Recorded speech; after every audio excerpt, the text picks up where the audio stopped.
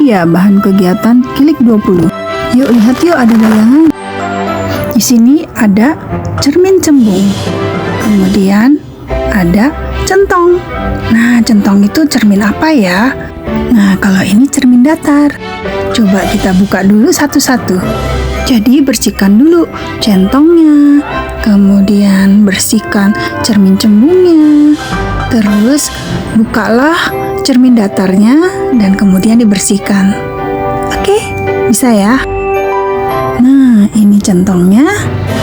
Nanti jadi cermin cekung apa cermin cembung ya? Kemudian ada cermin cembung dan kemudian ada cermin datar.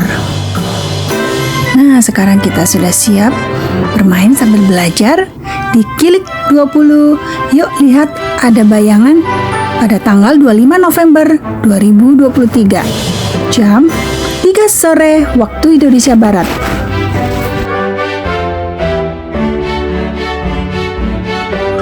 Baiklah adik-adik, cermin itu merupakan suatu alat yang dipergunakan untuk membuat bayangan suatu benda yang berada di depannya.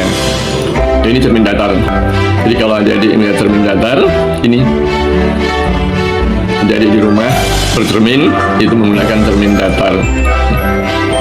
Kemudian ada cermin cekung. Cermin cekung ini juga sering ada di rumah, dipergunakan untuk ibu-ibu atau kakak-kakak yang wanita, karena di sini nanti bayangannya itu bisa cukup besar dan lebih bagus. Sedangkan ini cermin cembung, ini sering adik-adik lihat di pertigaan ya, atau di perempatan jalan. Untuk permukaan dari cermin itu ada dua. Yang pertama adalah datar. Kalau kita gambarkan itu garis seperti ini sebetulnya merupakan bidang yang datar. Lalu ini bendanya, jadi ada di depannya. Kemudian yang kedua adalah permukaan yang bentuknya melengkung. Melengkung itu nanti ada dua. Yang pertama adalah cembung. Jadi kalau yang cembung itu menggunakan kulit bola atau pipa silinder bagian luar. Jadi bentuknya seperti ini nanti. Ya. Ini nanti ada sumbunya. Ini permukaan melengkung bagian luar dari kulit bola atau pipa silinder. Jadi yang dikatakan sumbu utama itu garis yang tegak lurus menembus ini menuju ke pusat lingkaran ini. Kemudian permukaan yang cekung. Jadi permukaan cekung itu merupakan kulit bola atau pipa silinder bagian dalam. Jadi yang bentuknya seperti ini nanti. Oke. Di sini juga ada sumbu utama atau itu nanti juga garis yang melewati pusat lengkungan ini keluar. Itu yang dikatakan sumbu utama. Kalau kita lihat bola, ya bola kan seperti ini. Ini ada bola tendang atau bola basket. Kalau ini bola rugby. Bentuknya kalau digambarkan seperti ini sebenarnya. Dia mempunyai jari-jari. Ya. Jari-jari itu separuh dari garis tengah. Jadi ini lingkaran ini kalau dipotong tepat di tengahnya gitu. Ya. Ini yang bentuknya bola. Sedangkan kalau tadi pipa silinder ini, adik-adik melihat pipa, ya pipa air gitu ya. Atau kalau adik-adik melihat sedotan minuman, itu juga merupakan pipa silinder.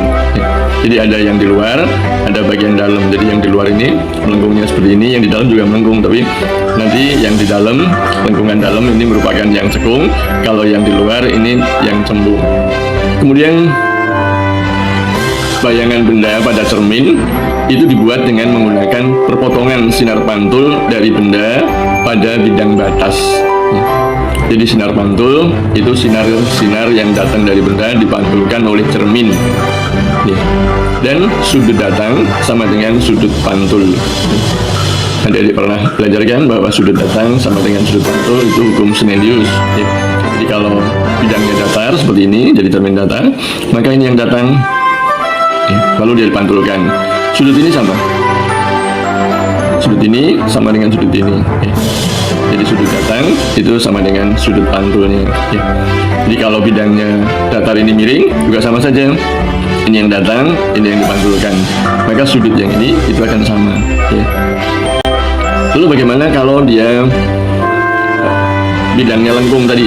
Jadi kalau lengkung, kalau untuk kulit luar, yaitu yang cermin cembung dari ini, maka di sini ada pusat kelengkungan. Ini separuh pusat kelengkungan. Jadi nanti kalau ada sinar yang jatuh menuju ke pusat kelengkungan, ini selalu dipantulkan jalan yang sama. Kenapa? Karena dia jatuhnya pasti tegak lurus pada bidang lengkung ini. Jadi kalau dia datar seperti ini, jadi nanti kalau sejajar dengan sumbu utama ini sejajar, maka dia dipantulkan dari titik api. Titik api ini kira-kira setengah dari batas cermin ini, permukaan yang melengkung ini dengan sumbu kelengkungan. Itu titik api atau fokus. Lalu bagaimana kalau dia bidang batasnya cekung? Kalau nanti sinar datangnya sejajar dengan sumbu utama ini, maka dia dipantulkan melalui titik apinya. Jadi garis normalnya itu sebetulnya diambil dari titik pusat ini menuju ke titik tangkap, titik jatuhnya sinar. Sekarang mari kita ambil centongnya ya, dan ambil yang di bagian cekungan seperti ini. Kemudian pelan-pelan kita dekatin. Coba lihat, wajah kita masih tetap terlihat gak? Ayo coba diperhatikan, didekatin, kemudian dijauhin. Apa yang terjadi?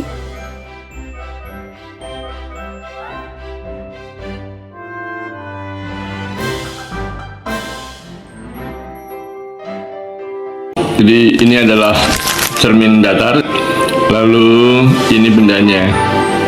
Jadi kita gambarkan dengan anak panah seperti ini. Lalu bagaimana cara menggambar bayangannya?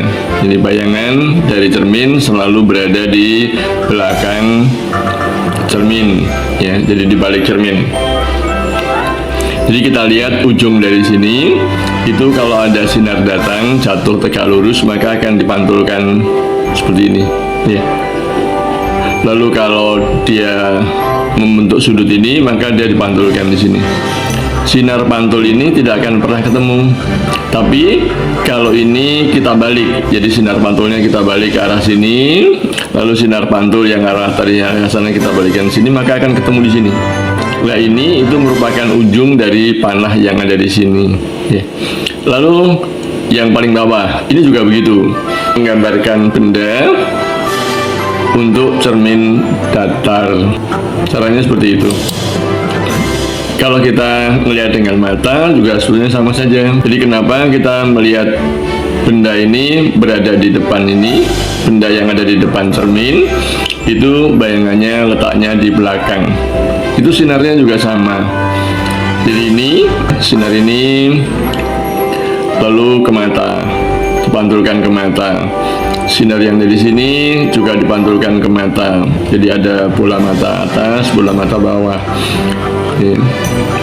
Ini pantulannya seperti itu.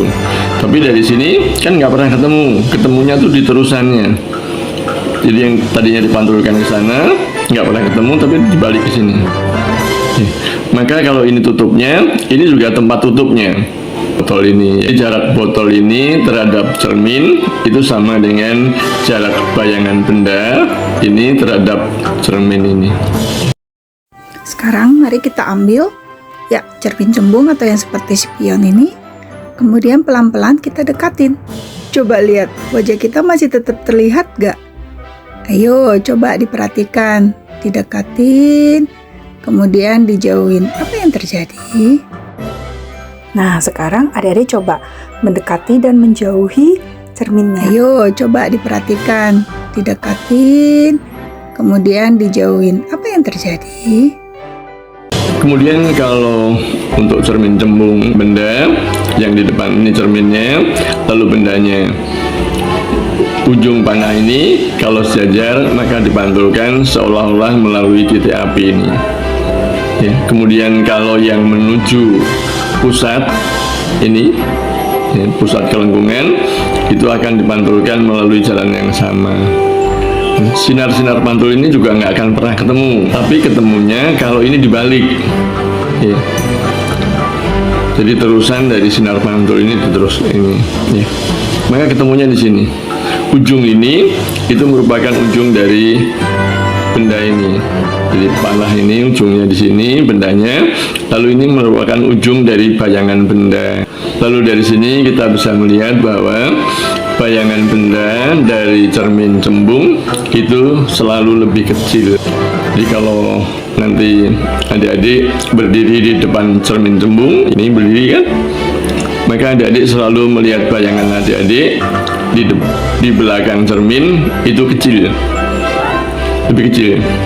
Ini caranya juga sama tadi. Jadi pas di kepala ini sinarnya yang menuju pusat dipantulkan melalui, lalu yang sejajar dengan sumbu utamanya dipantulkan melalui F, karena itu nanti bayangan adik-adik itu ada di sini. Nih, di sini dikatakan bayangannya maya itu karena nggak bisa ditangkap, hanya adik-adik bisa lihat dengan mata. Adik-adik, ini adalah spion mobil yang dipakai di mobil sebelah luar. Ini spion mobil yang di sebelah kanan, jadi kelihatan untuk melihat kendaraan yang dari belakang. Kemudian juga ada kata spion yang letaknya di dalam, dipergunakan untuk melihat benda-benda yang ada di belakang. Kalau ini spion motor yang biasa adik-adik pakai juga. Jadi juga dipergunakan untuk melihat benda-benda yang di belakangnya. Ini adalah cermin yang biasa dipasang di tikungan atau di perapatan atau di pertigaan jalan. Jadi ketiga tadi itu merupakan cermin cembung. Oke, coba adik-adik ambil cermin datarnya, kemudian dideketin ke adik-adik. Coba lihat, kalau kita bercermin, kalau makin dekat, apa yang terjadi? Ayo coba. Oke, dicoba ya. Dideketin dari jauh, terus kemudian deketin.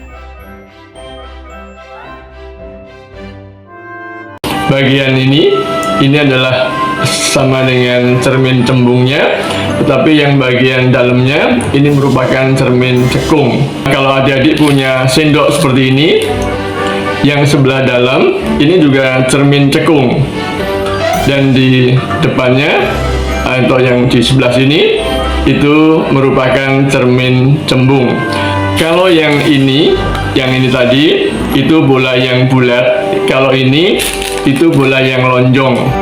Ada cermin datar seperti ini, berdiri di depan cermin seperti ini. Kalau ini cerminnya, adik-adik berdiri, maka di belakang cermin itu ada bayangan adik-adik yang sama besarnya. Kemudian bagaimana cara menerangkan kenapa gambarnya hanya ada di depannya saja. Jadi kalau adik-adik berdiri di depan cermin, ya, ini selalu gambarnya di belakang cermin ini datar. Ya. Kalau adik-adik berdiri di sebelah sini, maka benda yang ada di sebelah sini nggak kelihatan. Karena benda yang sebelah sini itu bayangannya ada di sini. Benda yang sebelah sini bayangannya ada di sini. Karena itu kalau adik-adik menggunakan cermin datar seperti ini, bayangan itu hanya persis di depannya ini. Jadi kalau ini kita ambil garis lurus begini, jadi kalau adik-adik berdiri di sini, ya ini saja. Jadi kalau adik-adik ingin melihat benda yang ada di sini, maka adik-adik harus bergeser ke sini, ya. Supaya bisa lihat bayangan yang di sini, maka adik-adik bergeser kemari. Bagaimana kalau adik-adik menggunakan cermin cembung yang ada di jalanan, ya, sudah adik-adik lihat bayangannya seperti apa. Nanti bayangannya akan seperti ini. Jadi bayangannya akan lebih kecil. Jadi kalau adik-adik berdiri di sini, bayangannya di belakang cermin akan lebih kecil. Dan bagaimana bayangan pada cermin cembung ini? Kalau ini cermin cembungnya, ya, maka kalau adik-adik berada di sini, ya, adik-adik bisa lihat benda yang ada di sini itu bayangannya ada di sini. Benda yang ada di sini bayangannya ada di sini. Jadi bayangan yang ada di cermin cembung itu akan lebih lebar. Bayangannya itu selebar sudut ini. Ininya makin cembung, maka bayangan bendanya yang terlihat di sini di belakang cermin itu lebih banyak. Kalau cermin cekung bagaimana? Jadi kalau cermin cekung itu kalau dia berada di lebih jauh dari titik apinya, maka bayangannya akan terbalik seperti ini. Ya. Jadi kenapa terbalik? Seperti ini kan? Jadi kalau adik-adik berada di depan ini, maka bayangannya akan terbalik. Jadi seperti tadi. Lalu bagaimana kalau letaknya? Jadi adik-adik berdiri di depan titik api ini, maka bayangannya akan tegak seperti ini. Lalu bayangan dari cermin cekung ini, jadi kalau bendanya di sini, dia juga ada di sini, ya. Tapi terbalik atau enggak itu tergantung dari letak ini, ya. Di depan titik api atau lebih kecil dari titik apinya atau lebih besar dari titik apinya. Jadi kalau seperti ini, ya. Kalau ini titik apinya, kalau di daerah ini nanti bayangannya yang terjadi di sini itu terbalik. Ya. Dia kadang-kadang diperbesar. Jadi kalau pas di daerah sini, ini bayangannya akan diperbesar. Tapi kalau adik-adik berdiri di sebelah sini, bayangannya akan diperkecil, tapi tetap terbalik di sininya. Tapi kalau nanti adik-adik berdiri di depan titik api ini, jadi di daerah sini, maka adik-adik bayangannya akan tegak. Apakah ini ditidurkan seperti ini atau sendoknya diberdirikan? Itu bayangannya beda, satunya gemuk, satunya kurus gitu. Sudah jelas kan adik-adik? Jadi ini adalah gambar dua cermin yang sebelah kanan ini menggunakan cermin cembung, yang di sebelah kiri menggunakan cermin cekung, ya. Kelengkungannya cukup besar, jadi jari-jarinya besar, ya.